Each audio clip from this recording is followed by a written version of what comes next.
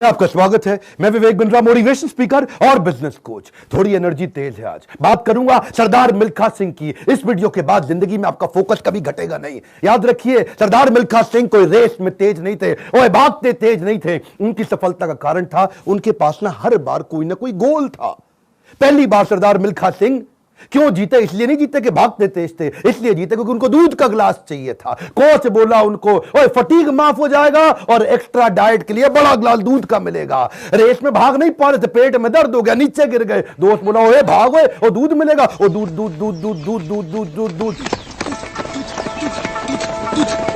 दिमाग में ना एक क्लियर फोकस आ गया था। ये फोकस बड़ी कमाल की चीज है जी। फटीग छोड़ तरने दूध मिलेगा, दूध। जिधर आपका फोकस है आप वही बन जाते हैं। जहां आप फोकस करते हैं, जैसा focus is your life. Bill Gates बोलते थे, मेरी सफलता का कारण क्या है? मैंने बड़ी कम चीजों पे फोकस किया। और उसके बाद दूसरी बार रेस इसलिए नहीं जीते कि भागने में तेज थे, इसलिए जीते क्योंकि उनको इंडिया की जैकेट पहननी थी। फितूर सवार हो गया दिमाग में, इंडिया की जैकेट पहनूंगा। और जी मैं इंडिया की जैकेट पहनूंगा। चैंपियन मिल्खा सिंह हाजिर हो।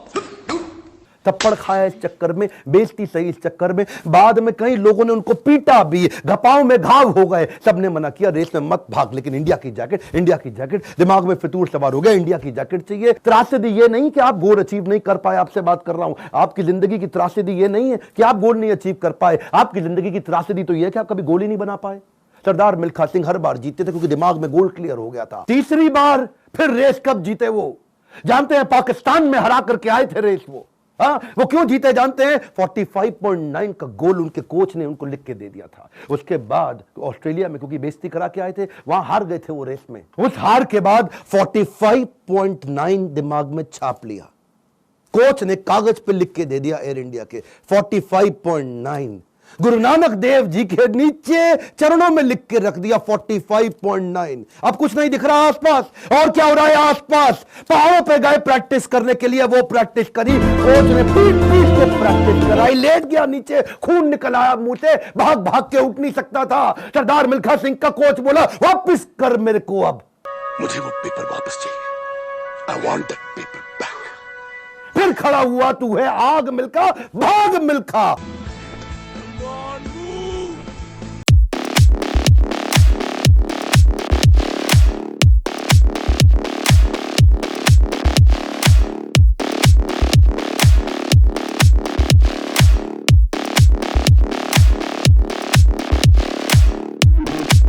भी लिखो, ये आपसे बोल रहा हूं, आपसे। फायदा नहीं, क्यों टाइम वेस्ट कर रहे हो अपना? अगर अपना 45.9 डिसाइड नहीं किया, मेरा अपना डिसाइड हो चुका है, मैं कर चुका हूं। आपसे पूछ रहा हूं, कैसे अरुणिमा सिन्हा माउंट एवरेस्ट पार कर गई? 8848 की हाइट उसको पार करनी थी। इसका 45.9 सेकंड क्लियर था। आपका गोल क्या है? हर बार वो रेस ऐसे ही जीता। पाकिस्तान में भी जब रेस हरा के आया ना, तो उसके मन में लक्ष्य था कि मेरे नाम पे एक दिन देश में छुट्टी होनी चाहिए। अपनी गर्लफ्रेंड को प्रॉमिस किया था उसने। तू देखना बीरो, एक दिन तेरे मिल्खा के नाम पे भी छुट्टी होगी। वो गोल क्लियर हो गया ना दिमाग में, है जी। पाकिस्तान में जाकर के हरा करके और ऐसा हराया, फ्लाइंग सिख का नाम पड़ा उसका। अब मिल्खा सिंह का दूसरा लेसन पकड़ते हैं, आइडेंटिफिकेशन ऑफ डिस्ट्रैक्शन। ऑस्ट्रेलिया में प्री क्वालिफाइंग रेस में हार गया था। जानते हैं क्यों? क्योंकि ऑस्ट्रेलिया पहली बार गया था, गोरी गोरी मेमे देखी थी, डिस्ट्रैक्शन हो गया। उसको शाम को पार्टी में ले गए और वहां पे गाना गाने लगे, वुलमुल वुलमुल वॉन्डर, वुलमुल वुलमुल ओए।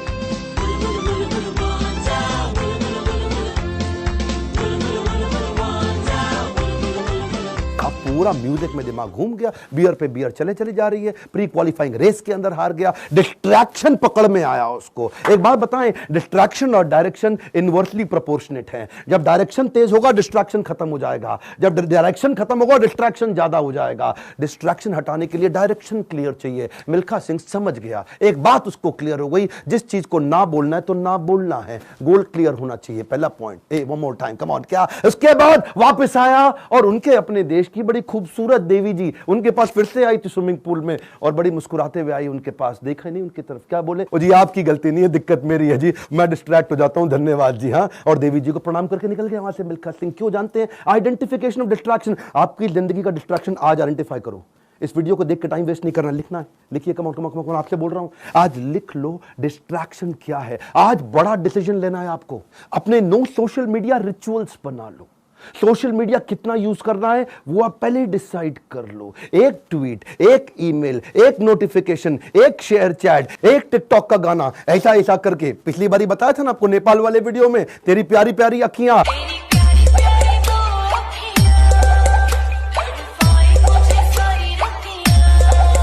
उसी चक्कर में कई घंटों निकल गए, हाथ से पूरा टाइम छीन करके ले जाएगा आपका वो डिस्ट्रैक्शन। इस डिस्ट्रैक्शन को आइडेंटिफाई करो, अपने आप को डिसिप्लिन बिल्ड करने के लिए नियम बना लो, कुछ नियम बना लो। सोशल मीडिया दिन में केवल 15 मिनट, शाम को 8 बजे के बाद मोबाइल कभी छूंगा ही नहीं, सुबह 9 बजे से पहले केवल अपने ऊपर काम करूंगा, अपने आप को ट्रेन करूंगा, मोबाइल को टच भी नहीं करने वाला। आप मोबाइल को लेकर के डीएनडी लगा दो, डू नॉट डिस्टर्ब लगा दो, एयरप्लेन मोड का डिसिप्लिन ले आओ, एयरप्लेन मोड को प्रैक्टिस करो। दिन में कोशिश करो 24 में से 16 घंटे एयरप्लेन मोड। अगर इस प्रकार की प्रैक्टिस बिल्ड कर ली, आ जाएगा कम समाधि का फोकस। आज मिल्खा सिंह ने यही किया, डिस्ट्रैक्शन आइडेंटिफाई किए, किसी को डिस्ट्रैक्ट नहीं करने दिया। फाइनल रेस से पहले पाकिस्तान में सामने वाले का कोच बोला, मिल्खा सिंह तुम्हारी आखिरी रेस साबित हो सकती है। क्या बोला मिल्खा सिंह? दौड़ूंगा भी वैसे ही। मिल्खा सिंह,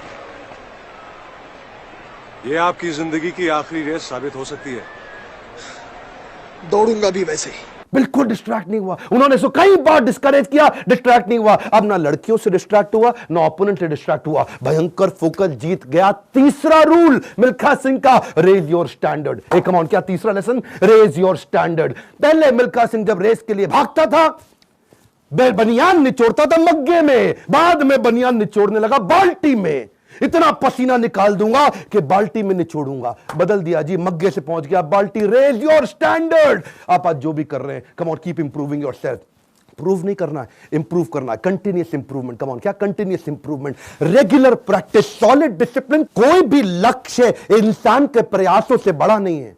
हारा तो वो है जो इंसान कभी लड़ा नहीं है। लड़ना पड़ेगा आपको। कपिल देव कहते थे सुबह 4 बजे उठने का टाइम नहीं है, स्टेडियम पे होने का है। कमान, क्या सुबह 4 बजे उठने का टाइम नहीं है, स्टेडियम पे होने का है। लर्निंग बहुत बड़ी है। मिल्खा सिंह ने स्टैंडर्ड अपना ऊपर कर लिया, अपना स्टैंडर्ड चेंज किया। आपको भी स्टैंडर्ड चेंज करना पड़ेगा। वो ब्रूस ली कहता था, मुझे उससे डर नहीं लगता जो 10,000 तरीके से किक चलाता है, लात मारता है। मुझे डर उससे लगता है जो एक किक को 10,000 बार प्रैक्टिस कर लेता है। उसकी किक जब पड़ेगी तो मैं गिर जाऊंगा। अरे आपको प्रयास करना है, ये आप ही को करना है, कोई आपकी मदद नहीं करेगा।